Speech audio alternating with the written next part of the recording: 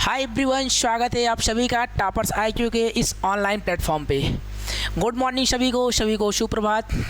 आशा करता हूँ आप लोग स्वस्थ होंगे, मस्त होंगे, अच्छे होंगे। जैसा कि हम आप लोगों को एसएससी एमटीएस के ओरिएंटेड क्वेश्चनों की पीवाईक्यू सीरीज़ के साथ साथ एमसीक्यू सीरीज़ को हम आप लोगों के बीच में डिस्कस कर रहे हैं। देखिए, जो भी क्वेश्चन एग्ज़ाम ओरिएंटेड हैं, एग्ज़ाम में पूछे जाएंगे, हम उन्हीं क्वेश्चनों को यहाँ पे टैकल करने की पूरा प्रयास कर रहे हैं। आशा करता हूँ ये सीरीज़ आप लोगों को बेहतर समझ में आ रही होगी। हम देखिए, इस समय आईपीएल तो चल ही रहा होगा, लेकिन आप सभी लोगों के जीवन का सबसे महत्वपूर्ण आईपीएल आपका यही एमटीएस का एग्ज़ामिनेशन है। एग्ज़ामिनेशन को आपको क्रैक करने के बाद आप जितना मन करे उतना आईपीएल देख सकते हैं। इसलिए मैं आप लोगों से एक आग्रह करना चाहता हूँ, आप लोग सीरीज़ को बिना देखे आप लोग आईपीएल को ना देखें। देखिए, अलाउद्दीन खिलजी के निम्न सेनाध्यक्षों में कौन सा तुगलक वंश का प्रथम सुल्तान बना। देखिए, अलाउद्दीन खिलजी के बारे में मैंने आपको बताया क्या कि अलाउद्दीन जो खिलजी था, तुगलक वंश का प्रथम सुल्तान कौन बना। देखिए, तुगलक वंश के बारे में मैंने क्या बताया, जोलोदी वंश। क्या जोलोदी वंश का शासक कौन था, इब्राहिम लोदी। कौन था, इब्राहिम लोदी। लोदी वंश का शासक इब्राहिम लोदी को मारने के पश्चात, यानी इब्राहिम लोदी को जब हरा दिया, किसने हराया, गयासुद्दीन तुगलक यानी गाजी मलिक। गाजी मलिक का वैसा नाम क्या है, तो गयासुद्दीन तुगलक। क्या नाम है, गयासुद्दीन तुगलक। यानी गयासुद्दीन तुगलक ने गाजी मलिक की उपाधि कब धारण की, जब तुगलक वंश यानी लोदी वंश के अंतिम शासक इब्राहिम लोदी को हरा दिया। हराने के पश्चात इसने क्या किया, तुगलक वंश की स्थापना किया। किसकी स्थापना किया, तुगलक वंश की स्थापना किया। देखिए, तुगलक वंश के बारे में मैंने आपको क्या बताया था, जो तुगलक वंश था ये कब से कब तक चला। चूँकि 1206 से लेकर 1290 तक तो आपका कौन सा वंश था, 1206 से लेकर के 1290 तक ये तो आपका चला था गुलाम वंश। गुलाम वंश के बाद आपका आया गुल खिले यानी खिलजी वंश आया। खिलजी वंश कब से कब तक चला, 1290 से लेकर के 1320 तक ये हमारा कौन सा वंश चला, ये तो रहा खिलजी वंश। कौन सा वंश, खिलजी वंश। उसके बाद 1320 से लेकर के, क्या 1320 से लेकर के 1414 तक, कितना 1320 से लेकर के 1414 तक हमारा लमसम 94 साल कितना होता है, 94 यानी 94 ईयर। 94 ईयर सबसे लंबा शासनकाल किस वंश का था, तो हमारा तुगलक वंश का था। किसका, तुगलक वंश। 1320 से लेकर के 1414 तक ये तुगलक वंश का शासनकाल था।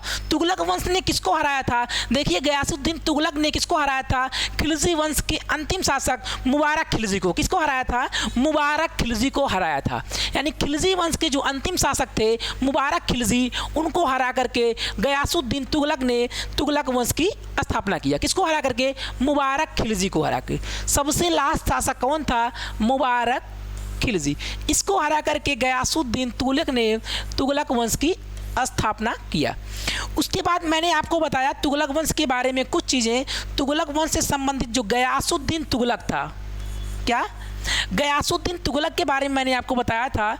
तो जो पूछता है तुगलक वंश से संबंधित क्वेश्चन, इसका शासनकाल पूछता है। क्या, शासनकाल यानी तुगलक वंश का शासनकाल कब से कब तक रहा। ठीक है,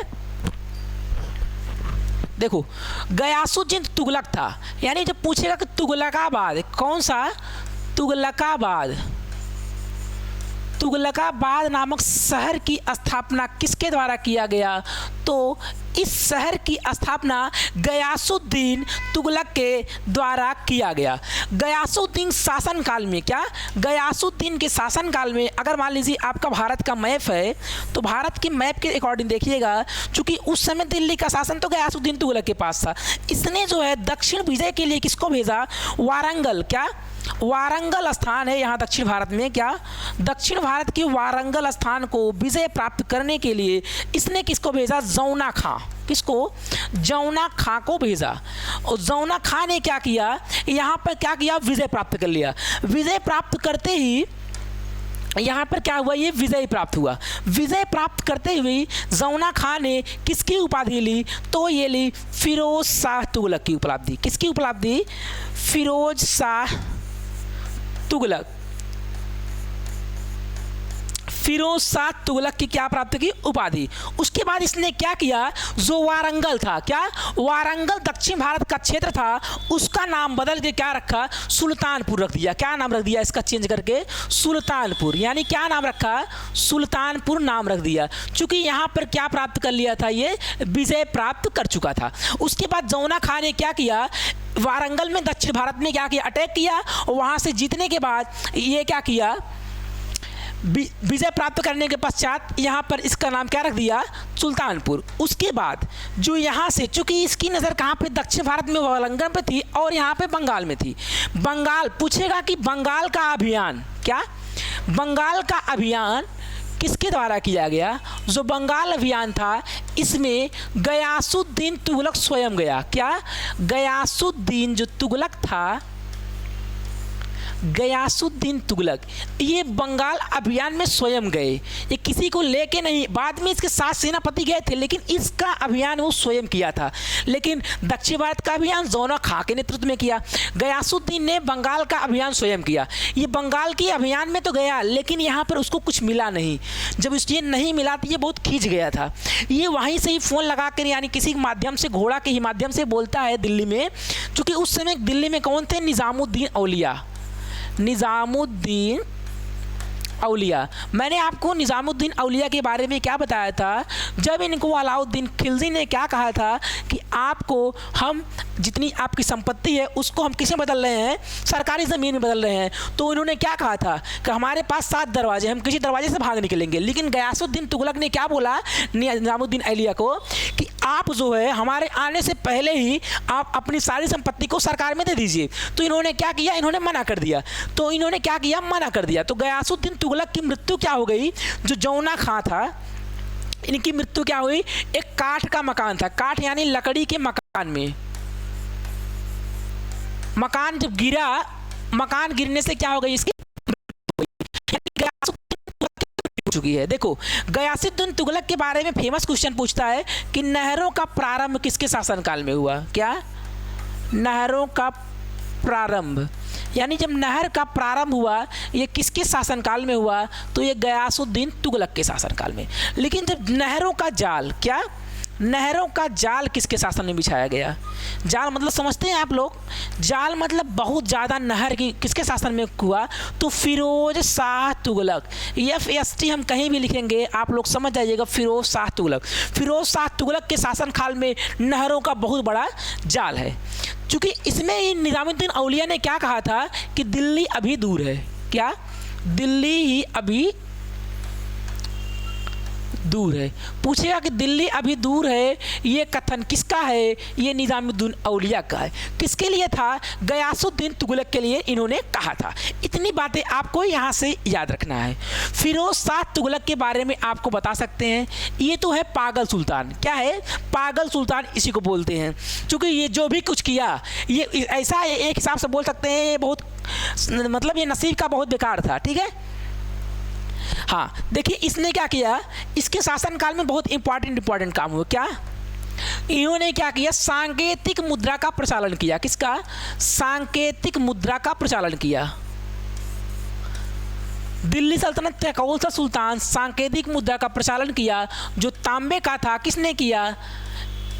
फिरोज शाह तुगलक के द्वारा सांकेतिक मुद्रा जो तांबे की थी उसका प्रचलन किया गया।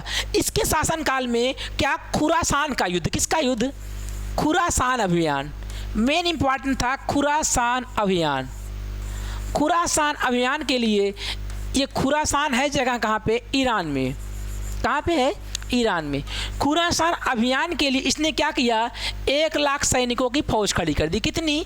1 लाख सैनिकों की फौज खड़ी कर दी। 3 लाख सैनिकों को फौज खड़ी करने के बाद इसने क्या किया, इनको 1 साल का वेतन जो है पहले से ही दे दिया। क्या? 1 साल का नगद वेतन दे दिया। क्या?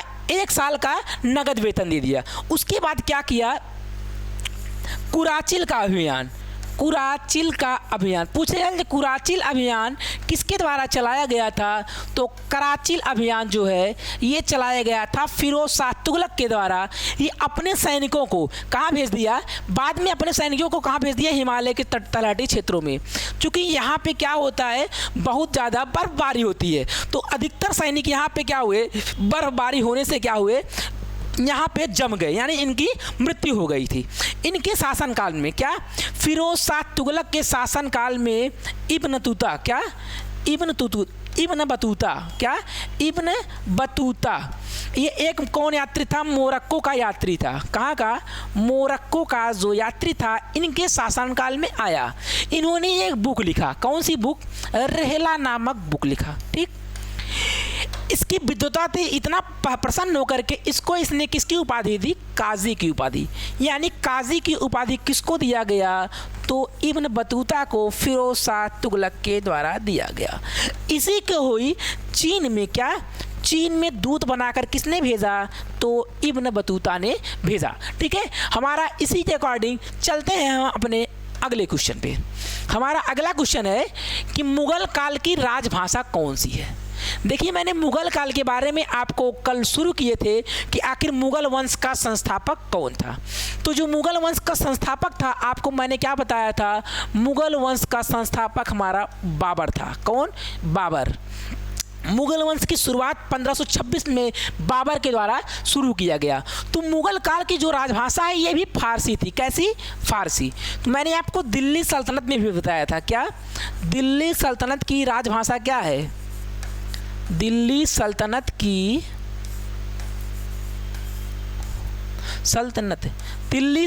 की जो राजभाषा है ये कैसी है? दिल्ली सल्तनत की राजभाषा फारसी है। कैसी है? उसकी भी भाषा फारसी है। आपको मैं बता दूं जी, हिंदी की लिपि है क्या, हिंदी की लिपि कौन सी है? देवनागरी लिपि। कौन सी है? देवनागरी लिपि। ठीक, उसके बाद उर्दू की लिपि कौन सी है? उर्दू की आपको पता हो जाए कौन सी लिपि है? खरोष्ठी लिपि। कौन सी? खरोष्ठी लिपि। और खरोष्ठी लिपि कैसे लिखी जाती पता है? इसको लिखा जाता है खरोष्ठी को दाएं से बाएं। कैसे लिखा जाता है? दाएं से बाएं। देवनागरी को बाएं से दाएं, क्योंकि हम लोग इधर से इधर लिखते हैं, लेकिन खरोष्ठी लिपि में उल्टा लिखते हैं, इधर से इधर, यानी दाएं से क्या लिखते हैं? बाएं की तरफ लिखते हैं। ठीक है, मुगल वंश के बारे में मैंने आपको कल बताया था। क्या? पानीपत का युद्ध बताया था। कब हुआ था? 1526 में बताया है। किसके किसके बीच में हुआ था मैंने आपको बताया? बाबर और किसके किसके बीच में हुआ था? बाबर वर्सेस इब्राहिम लोदी के बीच में हुआ। यहीं पर लोदी वंश का क्या हो गया? अंत हो गया। लोदी वंश के अंत के पश्चात यहाँ पे बाबर ने किसका मतलब नींव रखी? तो मुगल वंश की नींव रखी। किसकी वंश की नींव रखी? मुगल वंश की। ठीक, 1526 में इसका युद्ध हुआ। उसके बाद 1527 मैंने आपको क्या बताया था? खानवा का युद्ध। क्या? खानवा का युद्ध। बाबर के द्वारा युद्ध जो लड़े गए थे, खानवा के युद्ध में बाबर वर्सेस किसके किसके बीच में हुआ? और राणा सांगा के बीच में हुआ। इसमें क्या हुआ? इसमें बाबर विजित हो गया। उसके बाद खानवा के ही युद्ध में मैंने आपको बताया बाबर ने किसका नारा दिया था? जिहाद का नारा। किसका नारा? जिहाद का नारा।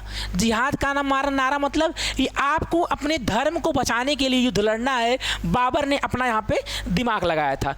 उसके बाद सैनिकों पर दिया जाने वाला तकात, क्या जो तकात नामक क्या था? टैक्स था, सैनिकों पर दिया जाता था, उसे क्या कर दिया था? माफ़ कर दिया था। किसने? बाबर ने। ठीक, उसके बाद मैंने आपको 1527 के बाद 1528 के बाद पानी पिया, खाना खाया, फिर चल दिया। चंदेरी का युद्ध बताया था।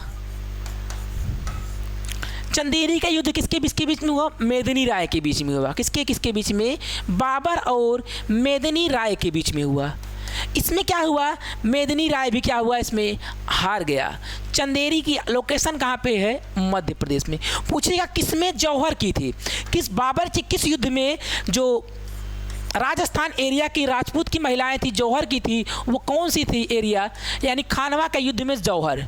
जौहर होता क्या था, यानी युद्ध में अगर किसी भी औरत का पति मर जाता था तो उसी की चिता पर औरतों को जबरदस्ती जला दिया था। लेकिन अपने आत्मसम्मान बचाने के लिए औरतें क्या करती थी, एक अग्निकुंड होता था, उसी अग्निकुंड में कूद करके स्वयं को अपनी जान को त्याग देती थी। उसी जो क्या बोलते हैं, जौहर बोलते हैं, क्या जौहर बोलते हैं। ठीक, इतनी बातें आपको यहाँ से याद रखना है। ठीक, हमारा अगला क्वेश्चन क्या है कि निम्न किस सदन में अध्यक्ष उस सदन का सदस्य नहीं होता है। मैंने आपको क्या बताया था, संसद के बारे में बताया था। याद होगा कि संसद के कितने अंग बताया मैंने आपको, 3 अंग बताया था। पहला आपको बताया मैंने राष्ट्रपति, दूसरा लोकसभा, और तीसरा क्या बताया, राज्यसभा। मैंने बताया था आपको कि जो आर्टिकल नंबर 79 है ये तो बताता है संसद के बारे में, आर्टिकल नंबर 80 बताता है राज्यसभा के बारे में, और 81 बताता है लोकसभा के बारे में। कैसे, सरला।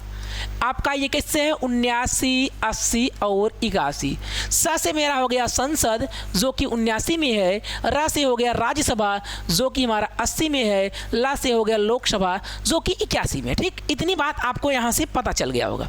राष्ट्रपति के बारे में मैंने आपको बताया था 52 से लेकर के 61 का एक ट्रिक दिया था, पकानी कोका दुयो दसम। क्या, पकानी कोका दुयो दसम। कैसे बताया था, पद से बताया था, राष्ट्रपति का पद। राष्ट्रपति का पद किस में कहा गया, आर्टिकल नंबर 52 में। राष्ट्रपति का मतलब हो गया कार्यकाल। राष्ट्रपति का कार्यकाल कितने वर्ष का होगा, 5 वर्ष का होगा। यह किस में बताया गया है, 53 नंबर में। फिर बताया मैंने नी से निर्वाचन, राष्ट्रपति का निर्वाचन कैसे होता था। मैंने आपको राष्ट्रपति के निर्वाचन में क्या क्या बताया था, लोकसभा, राज्यसभा और विधानसभा के निर्वाचित सदस्य लेने को भाग। कौन, निर्वाचित सदस्य, यानी इसमें मनोनीत सदस्य क्या होंगे, भाग नहीं लेंगे। कौन से सदस्य, जो मनोनीत सदस्य हैं। राज्यसभा में 12 होते हैं, लोकसभा में 2 जो कि हटा दिया गया है, वो भाग नहीं लेते हैं।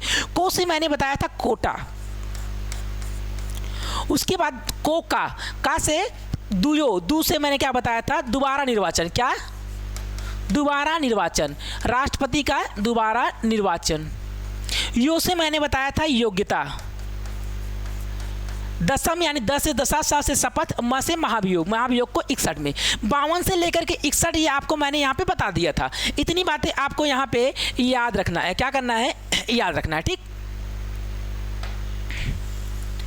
अब आते हैं अपने हम पॉइंट पे। हमारा पॉइंट क्या है कि आखिर लोकसभा के बारे में बता रहे थे। क्या, लोकसभा के बारे में मैंने क्या बताया था, ये कैसा सदन है, निम्न सदन है। ये हमारा राज्यसभा कैसा है, उच्च सदन है। ठीक, लोकसभा के बारे में मैंने बताया, ये इसे बोलते हैं जनता का सदन, इसे हम बोलते हैं क्या, प्रतिनिधियों का सभा। क्या, जनता के साथ साथ हाँ ऐसे बोलते हैं वृद्ध लोगों का सदन। क्या, वृद्ध लोगों का सदन, वृद्ध या पढ़े लिखे लोगों का सदन। इसे हम बोलते हैं प्रत्यक्ष सदन। क्या, प्रत्यक्ष सदन, क्योंकि इसमें वोट कौन करता है, जनता प्रत्यक्ष रूप से वोट करती है। लेकिन इसमें क्या होता है, वोटिंग प्रणाली होती है, अप्रत्यक्ष वोट पड़ता है। क्या, अप्रत्यक्ष वोट कैसा होता है, सिंगल ट्रांसफरेबल वोट होता है, यानी अप्रत्यक्ष प्रणाली से वोटिंग होती है। उसके बाद मैंने आपको बताया था कि इसमें लड़ने के लिए 25 साल आपकी योग्यता होनी चाहिए, इसके लिए 30 साल आपकी एज होनी चाहिए। यानी जो बहुमत दल का नेता होगा, क्या, अगर आपको लोकसभा में बहुमत प्राप्त है, यानी बहुमत दल प्राप्त है, तो आप यहाँ से बहुमत दल के प्राप्त होने के बाद आप प्रधानमंत्री बन सकते हैं। लेकिन राज्यसभा के बारे में ऐसा प्रावधान नहीं है। अगर राज्यसभा में आपको बहुमत क्यों ना प्राप्त हो, क्या, आपको बहुमत प्राप्त है राज्यसभा में, लेकिन आप प्रधानमंत्री बन सकते हैं? नहीं बन सकते हैं, क्योंकि 2014 के इलेक्शन में यहाँ पे कांग्रेस को बहुमत प्राप्त था, लेकिन वो अपना प्रधानमंत्री पद नहीं बना पाया। उसके बाद क्या पूछा गया? सदन का सदस्य जो होता है राज्यसभा, और राज्यसभा का जो सदस्य होता है वो उच्च सभा का उस सदन का सदस्य नहीं होता। कैसे? क्योंकि जो राज्यसभा का सदस्य होता है वो भारत में क्या होता है? उपराष्ट्रपति होता है। वो इस जो लोकसभा का और राज्यसभा का सदस्य वो नहीं होता है। वो क्या करता है? उस अध्यक्ष का सदन का सदस्य नहीं होता है। लेकिन इसको उपराष्ट्रपति को वेतन कैसे मिलता है? जो उपराष्ट्रपति है इसको जो वेतन मिलता है वो किस रूप में मिलता है? उसको राज्यसभा का जो सभापति होता है, क्या राज्यसभा का जो सभापति होता है इसके रूप में वेतन मिलता है। इतनी बातें आपको यहाँ से शायद समझ में आ गई होंगी। देखिए, लोकसभा के बारे में कुछ चीज़ें और है, आपको हम बता देते हैं। देखिए, जो लोकसभा में था, मैक्सिमम सीटें कितनी होती हैं लोकसभा में? 552 जब संविधान बना था। राज्यसभा में कितनी है? 250।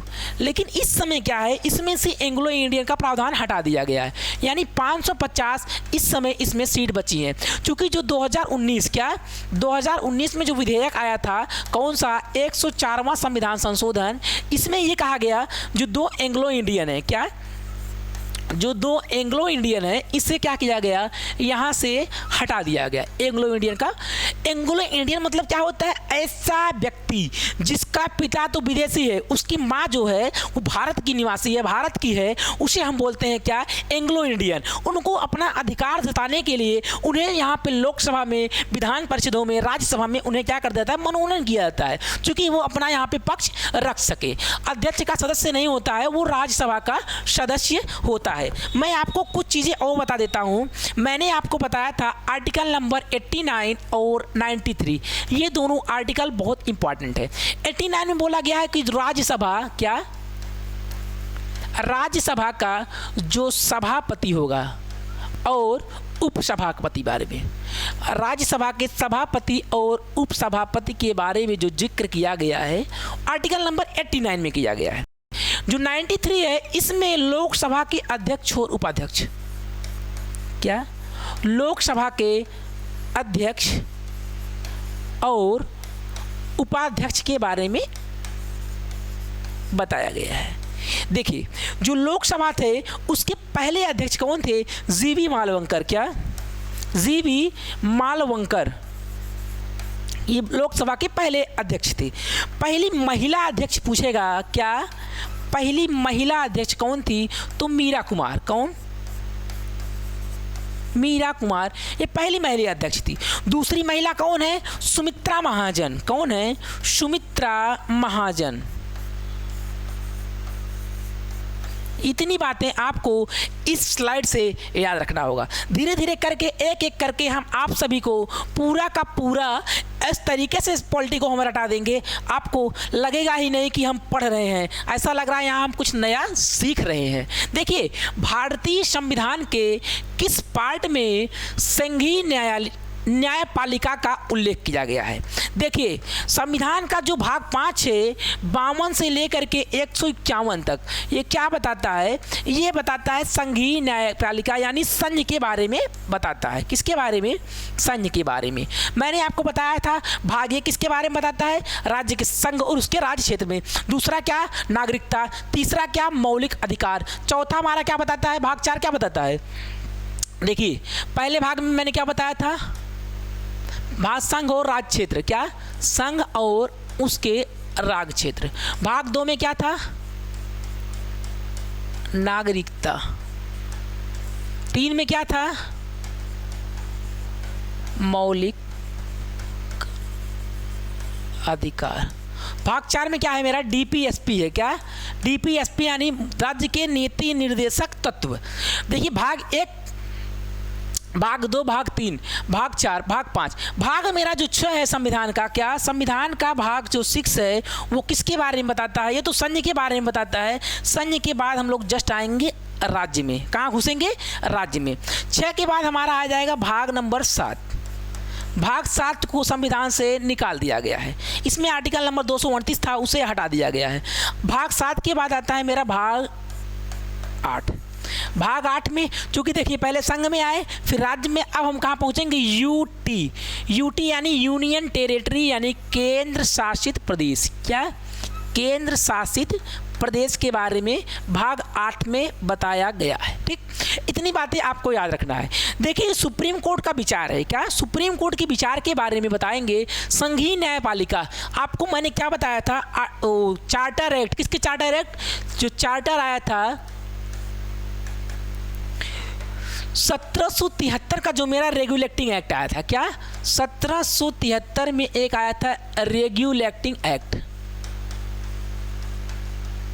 वो क्या कहा था, जो रेगुलेटिंग एक्ट था उसमें प्रावधान के तहत 1774 में एक क्या कहा गया, उसमें कहा गया एक सुप्रीम कोर्ट बनेगा। क्या, एक सुप्रीम कोर्ट की स्थापना किया जाएगा। वो कहाँ किया गया था, 1774 में। कहाँ किया गया, कोलकाता में। मॉरिस गोरियर उसके पहले क्या थे, सुप्रीम कोर्ट के पहले न्यायाधीश थे। इतना आपको 1773 के रेगुलेटिंग एक्ट में मैंने बताया था। इसमें क्या क्या हुआ था, जो बंगाल का गवर्नर था, बंगाल का गवर्नर जनरल बन गया था। इतनी बातें आपको याद होगा। उसके बाद आपको यहाँ पे हम बताते हैं सुप्रीम कोर्ट के बारे में। देखिए सुप्रीम कोर्ट का जो जिक्र किया गया है आर्टिकल नंबर 124 में। क्या, आर्टिकल नंबर 124 में किसका जिक्र किया गया, सुप्रीम कोर्ट यानी भारत का एक होगा उच्चतम न्यायालय। क्या, उच्चतम न्यायालय, सुप्रीम कोर्ट। सुप्रीम कोर्ट के लिए आपके लिए ईयर कितना चाहिए, कितना साल का होना चाहिए, तो 65 साल की आयु तक। क्या, 65 साल की आयु तक आप क्या बन सकते हैं, सुप्रीम कोर्ट का न्यायाधीश बन सकते हैं। ठीक, उसके बाद बताया गया था आर्टिकल नंबर 127। क्या, आर्टिकल नंबर 127 जो तदर्थ न्यायाधीश है, इसमें इसका जिक्र किया गया है।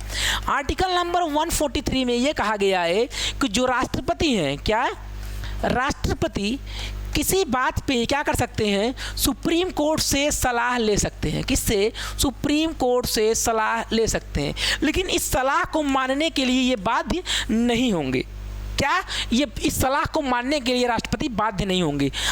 एक for I, four for love you, आप लोग आई लव यू बोलते हैं अपनी गर्लफ्रेंड से, लेकिन उससे उसकी बात को कह सकते हैं, अपनी बात को, लेकिन उसको मानने के लिए आप बाध्य नहीं है। सेम उसी तरीके से राष्ट्रपति सलाह तो ले सकता है किसी मुद्दे पे, लेकिन उसको मानने के लिए ये बाध्य नहीं है।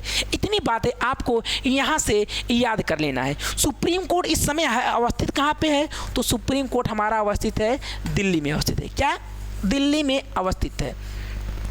इस समय सुप्रीम कोर्ट के कौन से नंबर के जज हैं, 50वें नंबर के हैं, डी.वाई. चंद्रचूड़। कौन, डी.वाई. चंद्रचूड़। उसके बाद आइए हम आप निकलते हैं अपने अगले क्वेश्चन पे। संघीय न्यायपालिका भाग 5 में इसका जिक्र किया गया है। हमारा अगला क्वेश्चन है कि वियना शहर किस नदी के किनारे स्थित है। नदियों के शहर, नदियों के किनारे बसे शहर से क्वेश्चन आता है। वियना शहर कहाँ है, ऑस्ट्रिया में है। कहाँ पे, ऑस्ट्रिया की राजधानी क्या है, वियना। ये कहाँ पे अवस्थित है, डेन्यूब नदी के किनारे अवस्थित है। रोम कहाँ अवस्थित है हमारा, टाइबर नदी के किनारे अवस्थित है रोम। लंदन किस नदी के किनारे है, थेम्स नदी के, थेम्स नदी के किनारे। टेम्स या थेम्स पूछेगा, कौन सा शहर है, लंदन। ठीक, उसके बाद पूछता है आखिर अहमदाबाद, देखो अहमदाबाद किस नदी के किनारे अवस्थित है, तो साबरमती। क्या, साबरमती रिवर के किनारे अहमदाबाद स्थित है। पूछता है इसी तरीके से आपका प्रयागराज, ये किस नदी के किनारे अवस्थित है, तो प्रयागराज गंगा और यमुना के संगम में अवस्थित है, यानी संगम के किनारे अवस्थित है। वाराणसी आप लोग जानते होंगे, वाराणसी में 80 घाट है, गंगा नदी है, यानी वाराणसी शहर गंगा नदी के किनारे अवस्थित है। ठीक, पूछता है पेपर में गोरखपुर। क्या, गोरखपुर किस नदी के किनारे अवस्थित है, तो यहाँ पे कौन सी नदी है, राप्ती नदी। राप्ती नदी के किनारे गोरखपुर अवस्थित है। तो आपका पूछता है आगरा, आगरा किस नदी के किनारे अवस्थित है, तो आगरा का जो ताजमहल है वो यमुना नदी के वजह से ताजमहल पे क्या हो रहा है, धब्बा पड़ रहा है। इस तरीके से आप याद कर लीजिएगा। कानपुर के बारे में पूछता है, तो कानपुर हमारा गंगा नदी के किनारे अवस्थित शहर है। ठीक, लखनऊ और जौनपुर। क्या, लखनऊ के साथ साथ जौनपुर के बारे में कभी कभी पूछता है। लखनऊ या जौनपुर किस नदी के किनारे अवस्थित है? तो गोमती जो रिवर है, क्या गोमती रिवर के किनारे हमारा लखनऊ सिटी क्या है, अवस्थित है। लखनऊ के बारे में आपको पता होगा ये किसकी कैपिटल है, यूपी की क्या है, राजधानी है। क्या यूपी की राजधानी क्या है, लखनऊ है। उत्तर प्रदेश के बारे में मैंने आपको कुछ चीज़ें बताया था। यहाँ पर सबसे ज़्यादा राज्यसभा की सीटें हैं, उसके साथ साथ लोकसभा की भी सबसे ज़्यादा सीटें हैं, लोकसभा के साथ साथ विधानसभा की सबसे ज़्यादा सीटें हैं। ठीक, उसके बाद देखिएगा क्या राज्यसभा की यहाँ पे कितनी सीटें हैं, 31, लोकसभा के 80, यानी यहाँ पर कुल मिला के कितनी सीटें हैं, टोटल सीटें हैं 80। इतनी बातें आपको यहाँ से समझ में आ रहा होगा। हमारा अगला क्वेश्चन क्या है कि एक ही तापमान वाले स्थानों को जोड़ने वाली काल्पनिक रेखाओं को क्या बोलते हैं? देखिए, इससे एग्जामिनेशन में क्वेश्चन अवश्य बनते हैं। एक तापमान में हम लोग इंग्लिश में क्या बोलते हैं, तापमान को थर्म बोलते हैं। क्या, थर्म यानी गरम चीज़ों को हम लोग थर्म से बोलते हैं। थर्मामीटर क्या करता है, थर्मामीटर गर्मी नापता है। देखते होंगे आप, बुखार होता है तो हम लोग थर्मामीटर लगाते हैं। इसका मतलब समान तापमान में मेजर करने वाले को बोलते हैं आइसोथर्म। क्या, आइसोथर्म। आइसोबार, आपको पता होगा जो दाब होता है, क्या दाब की इकाई क्या होती है, दाब की इकाई होती है बार। क्या, बार। दाब की इकाई होती है बार। इसका मतलब दाब मापने के लिए, यानी समान दाब वाली रेखाओं को क्या बोलते हैं, आइसोबार। आपको देखिए यहाँ पे दिख रहा है हाइलाइन। आपको मैंने क्या बताया था, हाइलोजन से ही क्या बनते हैं, लवण बनते हैं। जैसे देखिएगा NaCl, यानी Cl में आपका क्या है, Cl क्या है, हाइलोजन से है। इसका मतलब ये क्या है, नमक। यानी हाइलोजन से जितने भी तत्व बनते हैं वो क्या होते हैं, हाइलाइन होते हैं, यानी लवण। यानी समान लवणता वाले क्षेत्रों को, किसको, समान जो लवणता वाली क्षेत्र है उसको किसके द्वारा दिखाते हैं, तो आइसोहेलाइन के द्वारा दिखाया जाता है। आपको दिख रहा आइसोहाइट, हाइट वाली यानी समान जो वर्षा वाले क्षेत्र हैं। क्या, समान वर्षा वाले क्षेत्र को हम किसके द्वारा दिखाते हैं, आइसोहाइट के द्वारा दिखाते हैं। ठीक, आइसोहाइट, आइसोथर्म, आइसोबार, आइसोहाइलाइन। बाकी मैं पिछली वीडियोस में आप लोगों को इसका एक ब्रीफ डिस्क्रिप्शन में दे चुका हूँ, आपका कमेंट बॉक्स में पिन रहेगा, वहाँ से जाकर के आप लोग पढ़ लीजिएगा। हमारा अगला क्वेश्चन क्या है कि आखिर कार्य का मात्रक, पेपर में पूछता है आखिर यूनिट क्या है। कार्य किसे बोलते हैं, हम लोग कार्य किसको बोलते हैं, बल लगाए इसको कार्य नहीं बोलते हैं। अगर बल लगाकर किसी चीज़ को हम विस्थापित कर दे रहे हैं, जैसे मान लीजिए यही पेन है, इसको हम धक्का दे करके इतना आगे विस्थापित कर दिए, तो ये मेरा क्या हो गया, कार्य हो गया। यानी किसी चीज़ को हम धक्का मार के उसे आगे कुछ डिस्टेंस पे, डिस्प्लेसमेंट पे क्या करते हैं, उसको विस्थापित कर देते हैं। जैसे मान लीजिए यही गाड़ी है मेरा, क्या ये गाड़ी है, इसे हम धक्का मार करके यहाँ से हम यहाँ कर दिए। इसका मतलब मेरा यहाँ से यहाँ तक क्या हो गया, इसका डिस्प्लेसमेंट हो गया। इसका मतलब मेरा यहाँ पे कुछ ना कुछ कार्य हुआ होगा। जैसे मान लीजिए यहाँ पे मैंने क्या हुआ, यह फोर्स लगाया, यह फोर्स लगा करके इसे मैंने डी दूरी तक क्या किया, डिस्प्लेसमेंट कर दिया। क्या, इसको डिस्प्लेसमेंट यानी विस्थापित कर दिया गया। तो किया गया कार्य मेरा W बराबर क्या हो जाएगा, FD cos थीटा। क्या, FD cos थीटा, क्योंकि मैंने इसको एक एंगल पे किया है, किस पे, एक एंगल पे किया है। ठीक, इतनी बातें आपको यहाँ से समझ में आ रही होंगी। देखिए, चूंकि यहाँ पे कार्य का मात्रक के बारे में पूछा है, तो इसका मात्रक होता है जूल। बल का मात्रक क्या होता है, न्यूटन मीटर। देखो, यह बराबर मेरा क्या होता है, m इंटू ए। ठीक, ए बराबर होता है मेरा मीटर बटा सेकंड स्क्वायर, यानी त्वरण का मात्रक क्या होता है, मीटर अपान सेकंड स्क्वायर। यम से मेरा हो जाएगा किलोग्राम। क्या, किलोग्राम, यानी किलोग्राम मीटर बटा सेकंड स्क्वायर, यानी फोर्स का मात्रक क्या हो जाएगा, किलोग्राम मीटर बटा सेकंड स्क्वायर। ये मेरा हो गया फोर्स का यूनिट। ठीक, वैसे फोर्स की SI यूनिट के बारे में पेपर में पूछेगा तो मारिएगा न्यूटन। क्या, न्यूटन। इतनी बात आपको यहाँ से समझ में आ रही होगी। ये हमारा आपका है जूल। ठीक, वाट किसकी इकाई है, शक्ति की इकाई, किसकी, पावर की इकाई वाट। कैसे, क्योंकि पावर बराबर होता है W/T। W हमारा क्या है, वर्क का मात्रक जूल, और T हमारा क्या होगा, टाइम यानी टाइम का जो मात्रक हो गया सेकंड, यानी जूल प्रति सेकंड ये भी हमारा मात्रक है किसका, पावर का। पावर का मात्रक मेरा निकल के आया 1 वाट। इतनी बातें आपको समझ में आ रही होंगी। उसके बाद कार्य के बारे में पूछेगा कभी, अगर कार्य का एसआई मात्रक पूछेगा तो आप बताएंगे जूल, क्या जूल। लेकिन जब कभी सीजीएस यानी सेंटीमीटर, ग्राम और सेकंड में पूछेगा तो आप बताएंगे अर्ग, क्या अर्ग। तो 1 जूल बराबर 10⁻⁷ अर्ग होता है। कितना, 10⁻⁷ अर्ग कितना होता है, 1 जूल में होता है। और 1 न्यूटन में कितने डाइन होते हैं, 10⁵ डाइन होते हैं। इतनी बातें आपको यहाँ से याद रखना है, ठीक है। उसके बाद कुछ और मात्रक के बारे में पेपर में पूछता है। जैसे क्या पूछता है कि आखिर बल के साथ साथ किसका किसका मात्रक पूछ सकता है। हमारा पूछता है कि धारा का मात्रक क्या है, क्या धारा का मात्रक क्या है, एम्पियर है, क्या है एम्पियर जो है ये धारा का मात्रक हो गया, ठीक है।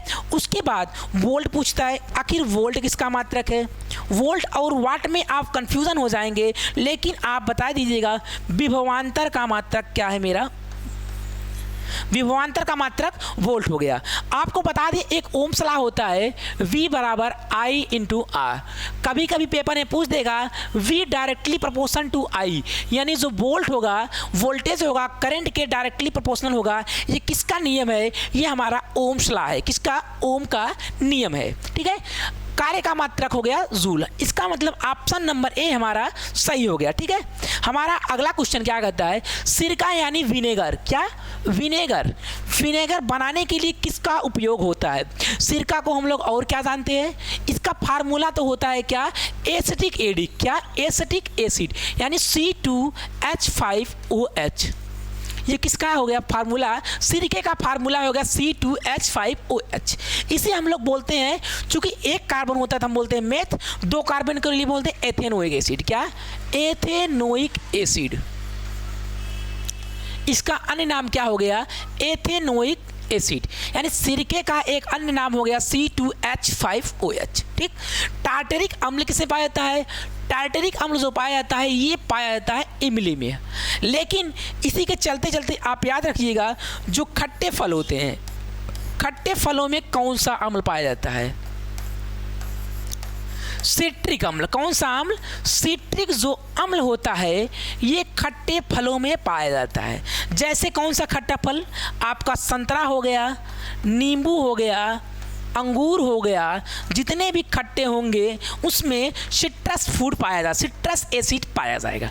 सल्फ्यूरिक एसिड के बारे में बता रहे हैं आपको, इसका फार्मूला होता है H2SO4। कितना, H2SO4। इसे हम लोग क्या बोलते हैं, इसे हम लोग बोलते हैं ऑयल ऑफ विट्रियोल, क्या ऑयल ऑफ विट्रियोल। किसको बोलते हैं, H2SO4।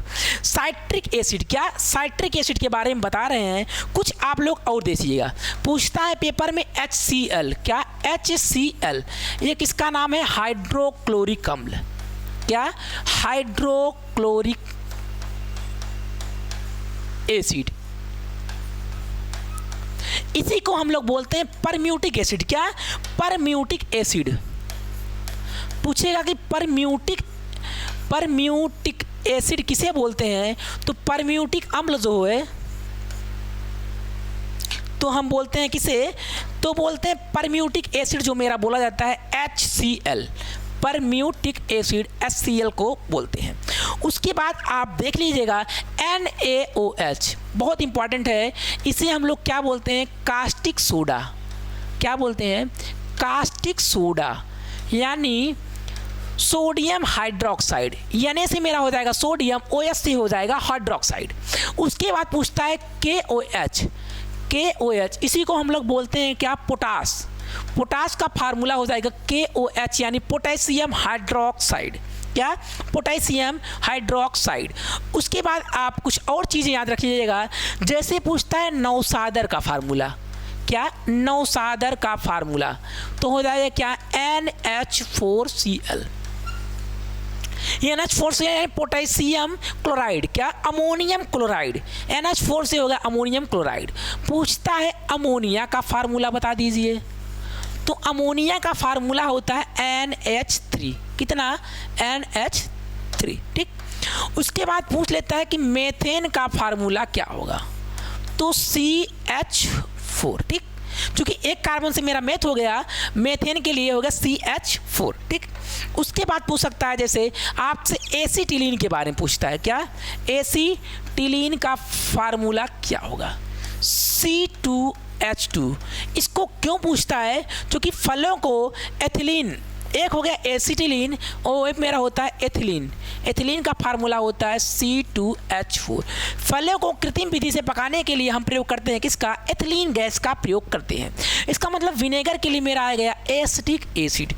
एक होता है अम्लराज, क्या अम्लराज के बारे में आपको पता होगा कि अम्लराज किसे बोलते हैं, जो HCl और HNO3, HCl और HNO3 का 3:1 के रेशियो में जो अनुपात होता है, इसी को हम लोग बोलते हैं क्या, अम्लराज। HNO3 मेरा क्या है, ये है नाइट्रिक एसिड। कौन सा एसिड है, नाइट्रिक अम्ल का फार्मूला क्या है, HNO3, ठीक। इसी के साथ हम अपने अगले क्वेश्चन पे मूव ऑन करते हैं। हमारा अगला क्वेश्चन है कि महात्मा गांधी के राजनीतिक गुरु कौन थे। महात्मा गांधी के बारे में आपको मैंने कई चीज़ें बताया था। क्या क्या बताया था कि महात्मा गांधी का जन्म कब हुआ था, 2 अक्टूबर 1869 को महात्मा गांधी जी का जन्म होता है। होता कहाँ पे है, पोरबंदर नामक स्थान पे। कहाँ पे, पोरबंदर। ये कहाँ पे अवस्थित है, गुजरात में, ठीक। उसके बाद इसी के लिए हम लोग 2 अक्टूबर जो क्या मनाते हैं, गांधी जयंती, गांधी जयंती। उसी के साथ साथ इसी दिन मनाते हैं अहिंसा दिवस। कौन सा दिवस, अहिंसा दिवस। चूँकि 2 अक्टूबर को एक डे और है, चूँकि 2 अक्टूबर 1904 को लाल बहादुर शास्त्री की जो है, लाल बहादुर शास्त्री जी का जन्म हुआ था। इसी के लिए इसी दिन हम लोग इनके जन्म दिवस भी मनाते हैं। इतनी बात आप यहाँ से याद रख लीजिएगा।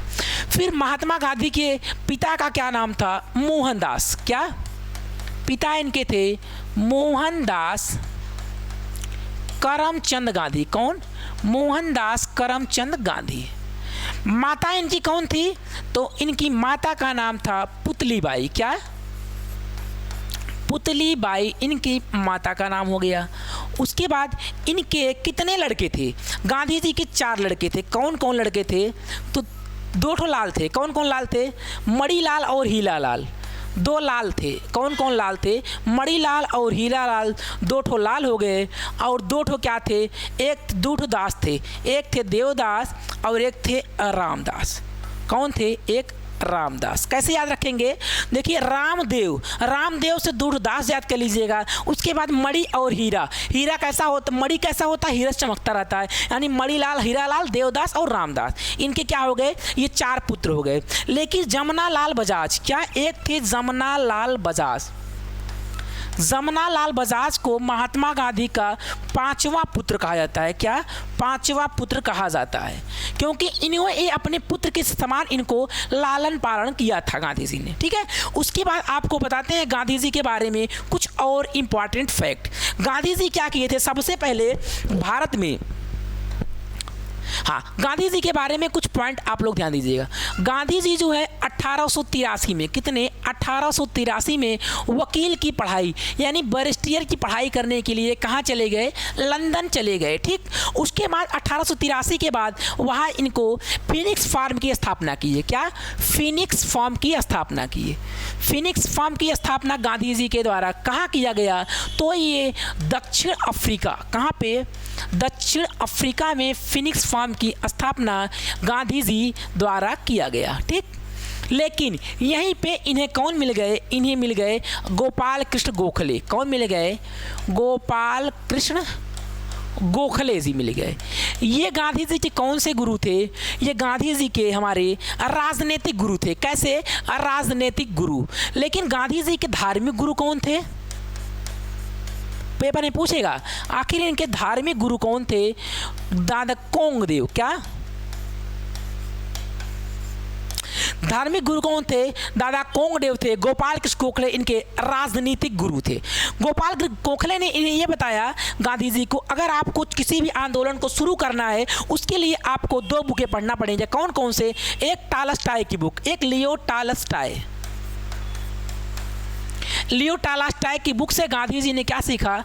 राजनीति करना सीखा, यानी आंदोलन को किस तरीके से चलाना है। ये कहाँ से सीखे? ये सीखे थे लियो टॉलस्टॉय की बुक से। किसके? लियो टॉलस्टॉय के बुक से गांधी जी ने ये चीज़ें सीखी। उसके बाद आपको हम बताते हैं गांधी जी के बारे में कुछ और फैक्ट। गांधी जी क्या किए थे? 9 जनवरी 1915, क्या 9 जनवरी 1915 को भारत वापस आए। क्या? भारत वापस आए। इन्हीं वापस आने के उपलक्ष्य में 9 जनवरी को हम लोग मनाते हैं क्या?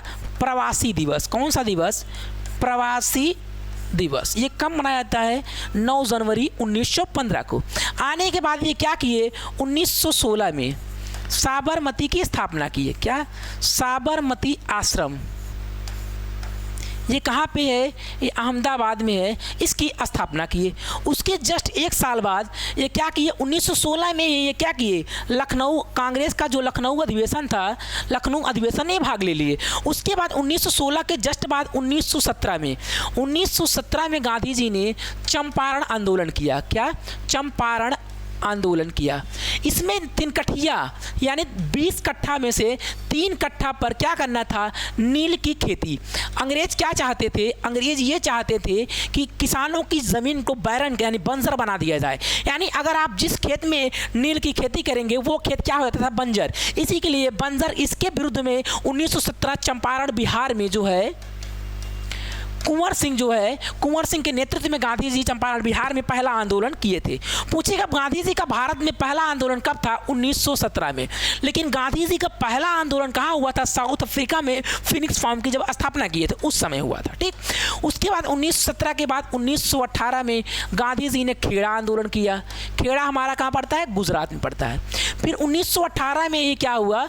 अहमदाबाद मिल मजदूरों से, क्या अहमदाबाद में मजदूरों से मिल जाए। किससे? मजदूरों से मिलकर गांधी जी ने क्या कर दिया? हड़ताल कर दिया। क्या? हड़ताल कर दिया। लेकिन यहीं पे इन्होंने क्या किया? भूख हड़ताल किया। पूछे गांधी जी ने किस आंदोलन में भूख हड़ताल की शुरुआत की? 1918 के अहमदाबाद आंदोलन में। उसके बाद 1919 में गांधी जी ने रोलैक्ट एक्ट जमाया था। क्या? रोलैक्ट एक्ट। इसे हम लोग क्या कहते हैं? बिना अपील, बिना दलील, बिना अपील और बिना दलील वाला कानून। इसी को गांधी जी ने क्या बोला था? काला कानून बोला था। क्या? काला कानून, रोलैक्ट एक्ट को गांधी जी ने कहा था। इसी एक्ट के विरोध में गांधी जी ने 1920 में क्या शुरू कर दिया? असहयोग आंदोलन। क्या? असहयोग आंदोलन की शुरुआत कर दी गांधी जी। गांधी जी के बारे में आप देख रहे हैं कितना कितना कांड कर रहे हैं गांधी जी। गांधी जी ने असहयोग आंदोलन शुरू तो किया, लेकिन ये क्या किया? असहयोग आंदोलन शुरू करके गलत कर गए। इसमें हुआ क्या? 1922 में इस आंदोलन को स्थगित करना पड़ा। क्यों? क्योंकि इसी के बीच में ही क्या हो गया? हमारा चौरी चौरा कांड हो गया। क्या? 5 फरवरी 1922 को हमारा हो गया चौरी चौरा कांड। चौरी चौरा कांड। इसमें हुआ क्या? इसमें यह हुआ कि जो आंदोलन करता थे वो क्या किए? पुलिस वालों को एक थाने के अंदर बंद करके फूंक दिए थे, आग लगा दिए थे। उसमें पुलिस वालों की मौत हो गई थी। चौरी चौरा कांड के उपलक्ष्य में गांधी जी ने क्या किया? 1922 में असहयोग आंदोलन अपना क्या किए? यहाँ पे निरस्त कर दिए। क्या कर दिए? असहयोग आंदोलन यहाँ पर गांधी जी खत्म कर दिए। 1922 के बाद 1928 आया हमारा। इसी तरीके से गांधी जी का जीवन काल चलता रहा। हम इसके बारे में कल बाकी चीज़ें के बारे में बातचीत करेंगे। हमारा अगला जो पॉइंट क्या है कि मानव रुधिर में कोलेस्ट्रॉल का समान स्तर क्या होता है? कोलेस्ट्रॉल का जो स्तर होता है 140 से लेकर के 180 मिलीग्राम होता है। लेकिन जो दाब होता है, प्रेशर, मानव शरीर में जो प्रेशर होता है 120/80 मिलीग्राम प्रति HG। HG देखो 120/80 मिलीग्राम HG HG होता है। इसमें क्या होता है कि जो एक सिस्टोलिक और डायसिस्टोलिक, यानी जो सिस्टोलिक प्रेशर होता है 120 होता है। कितना? सिस्टोलिक जो प्रेशर होता है 120 होता है। जो डायसिस्टोलिक होता है, क्या? डायसिस्टोलिक क्योंकि क्या होता है, जब सिस्टोलिक प्रेशर होता है, मान लीजिए आपका हार्ट है, हार्ट में चैम्बर लगा है, जब इसमें ब्लड आता है, ब्लड यहाँ से बहुत तेज़ी से आता है, 120 से आता है, यहाँ से इस चैम्बर से इस चैम्बर में जाएगा हार्ट, तो इसको कॉन्ट्रैक्ट करेगा तो इसमें चला जाएगा, इसमें से फिर इसमें जाएगा। यानी इस तरीके के प्रोसेस में क्या होता है, इसमें हम कोलेस्ट्रॉल लेवल क्या बोलते हैं, ब्लड के प्रेशर के बारे में यहाँ पे अध्ययन करते हैं। ब्लड के बारे में मैंने क्या बताया था, ब्लड का पीएच कितना होता है, 7.4, यानी स्लाइड जो है साल्टी होता है, हल्का क्षारी। ब्लड क्या होता है, एक तरल संयोजी ऊतक होता है। क्या, तरल संयोजी ऊतक होता है ये ब्लड हमारा, ठीक। उसके बाद ब्लड के बारे में मैंने क्या बताया था, ब्लड में कौन कौन सा भाग होता है, प्लाज्मा होता है 90%, ठीक। उसके बाद ब्लड के बारे में मैंने क्या बताया था आपको, ब्लड के अध्ययन को क्या बोलते हैं, हिमेटोलॉजी। क्या, हिमेटोलॉजी जो है ये ब्लड के अध्ययन को बोला जाता है। बाकी ब्लड के बारे में मैं ब्रीफ डिस्कशन इसकी पिछली क्लासेस में दे चुका हूँ, आप लोग वहाँ से जा कर के पढ़ सकते हैं। संयुक्त राष्ट्र अमेरिका का राष्ट्रीय खेल कौन सा है, देखिए जो बेसबॉल है ये संयुक्त राष्ट्र अमेरिका का राष्ट्रीय खेल है। टोटल खिलाड़ी 9 होते हैं। पोलो में कितने होते हैं, 4।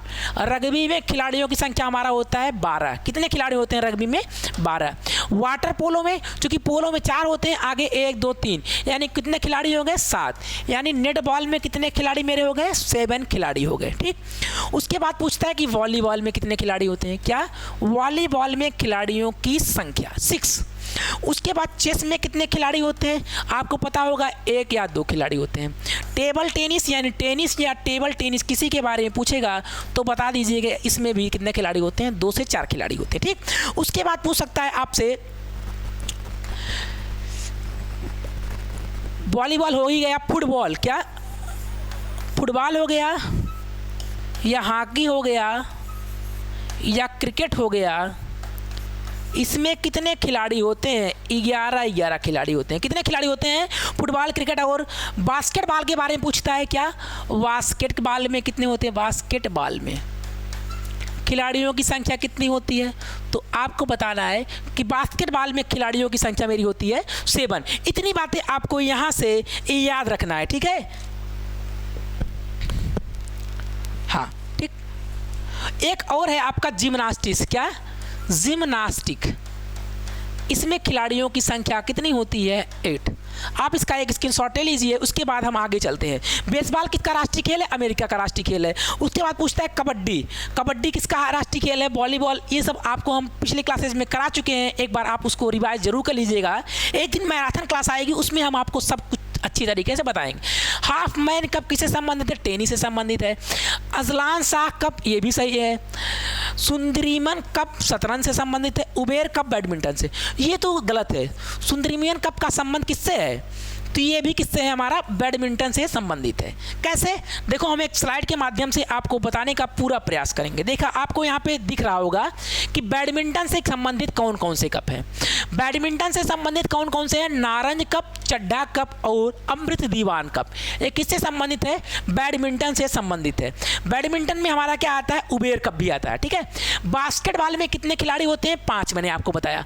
इसके संबंधित कौन सा है, Bengaluru value challenge, Nehru trophy, federation cup, ये किससे संबंधित है, बास्केटबॉल से। ब्रिज से संबंधित कौन सा है, तो ब्रिज से संबंधित है रामनिवास रुइया चैलेंज। उसके साथ गोल्ड ट्रॉफी, होलकर ट्रॉफी, ये बहुत इंपॉर्टेंट है। होलकर ट्रॉफी का संबंध किससे है, होल कहाँ किया जाता है, जो ब्रिज बनता है उसमें कहाँ किया जाता है, होल किया जाता है, इसका मतलब ब्रिज में होलकर। पोलो से पूछता है एजरा कप। क्या, एक पूछता है राधा मोहन कप, उसके बाद पूछता है आपका एजरा कप। क्या, एजरा कप या क्लासिक कप किससे संबंधित है, पोलो से। फुटबॉल से संबंधित कौन कौन से कप है, डूरंड कप, रोवर्स कप, उसके बाद डीसीएम ट्रॉफी, उसके बाद सी राइट ट्रॉफी, उसके बाद आपसे पूछता है संतोष ट्रॉफी। फुटबॉल का सबसे पुराना कप कौन सा है, डूरंड कप। क्या, डूरंड कप। इतनी बात आपको यहाँ से दिख रहा होगा। उसके बाद इस स्लाइड पे आप लोग देखिएगा, क्रिकेट से इंपॉर्टेंट क्रिकेट सी कौन कौन सी है। दिलीप ट्रॉफी पता होगा, CK नायडू ये क्रिकेट के खिलाड़ी थे। रानी झांसी ट्रॉफी देवधर क्रिकेट से संबंधित है। रणजी ट्रॉफी आपको पता भी होगा। चैंपियनशिप ये भी है, ईरानी ट्रॉफी हो गया, जीडी बिलरा ट्रॉफी हो गया, रोहिंटन बरियन ट्रॉफी। एक होता है एसीएच कप। कौन सा कप? एसीएच कप जो होता है ऑस्ट्रेलिया और इंग्लैंड के स्वाभिमान की लड़ाई होती है, वो भी क्रिकेट से संबंधित है। हॉकी के ट्रॉफी के बारे में क्या होता है? आगा खां, जब किसी के दिमाग में आग लग रहती तो हॉकी से मारता कोई क्वेश्चन पूछने आएंगे, ये किसका मतलब हो गया? हाका। उसके बाद बेगम रसूल, यानी हॉकी से मार करके आप कहीं भी जाकर के सूली वसूली कर सकते हैं, ऐसे याद रख सकते हैं। उसके बाद Maharaja Ranjit Singh golden cup trophy, Nehru trophy, क्या? Nehru trophy, Scindia gold cup. उसके बाद इसमें इंपॉर्टेंट हमारा कौन सा है? Beighton cup. क्या? Beighton cup. अपने बेटवा हॉकी देख, लोग हॉकी सिखावत हैं, इसका मतलब बैटन टक, ऐसे याद रखना है, ठीक है।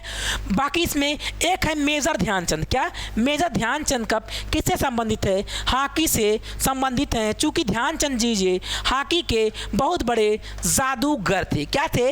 हॉकी के बहुत बड़े जादूगर थे, ठीक है। देखिए एक मेरा ट्रिक है, क्या? उल्लू के दीवाने कहाँ पे लिखा जाए? देखो एक ट्रिक क्या है, उल्लू के दीवाने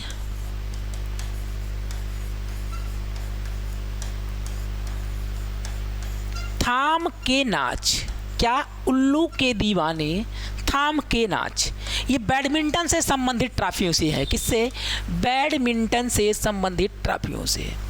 उसे मेरा हो जाएगा उबेर कप। कौन सा कप? उबेर कप, ठीक। दी से मेरा हो जाएगा क्या? दीवान कप। कौन सा? दीवान कप। था से हो गया मेरा थॉमस कप, ठीक। उसके बाद ना से हो गया नारंग कप, और च से मेरा हो जाएगा चड्ढा कप, ठीक। उल्लू के दीवाने उबेर कप, थॉमस कप, दीवान कप, उल्लू के दीवाने सुर थाम की नाच। एक और आपके भूल गया, क्या? उल्लू के दीवाने सुर थाम की नाच। कैसे? सुर थाम की नाच। सु से क्या हो जाएगा? सुंदरीपन। क्या? मैंने आपको जो पेपर में भी दिया था, सुंदरीपन कप का संबंध किससे है? तो ये बैडमिंटन से संबंधित है। र से हो जाएगा रहन तल्ला। क्या? रहमन तल्ला कप का संबंध किससे है? तो ये भी संबंधित है किससे? हाँ, ये भी संबंधित है बैडमिंटन से। देखिए बैडमिंटन से संबंधित कौन कौन सी है? एक हो गया उल्लू से यानी ऊ से उबेर कप, दीवान से हो गया अमृता दीवान कप। क्या? अमृता दीवान कप। देखिए इसको मैं क्या बोलते हैं, हेडलाइन कर लेता हूँ। उल्लू के दीवाने दिल थाम के, उल्लू के दीवाने सुर थाम के नाच, ऊ से उबेर कप, दीवान से अमृता दीवान कप, थाम से थॉमस कप, सु से सुंदरीपन, र से रहमतुल्ला। क्या? रहमतुल्ला कप, ना से नारंग और चड्ढा कप। ये हमारा बैडमिंटन से संबंधित जितने भी कप हैं उन सभी को एक स्लाइड में आपको हम बता दिए। मिलते हैं तब तक अगली क्लास में। अपना प्यार बनाए रखिएगा। टॉपर्स IQ परिवार में जो बच्चे नए जुड़े हों वो सभी चैनल को लाइक शेयर और सब्सक्राइब अवश्य करें। जय हिंद साथियों।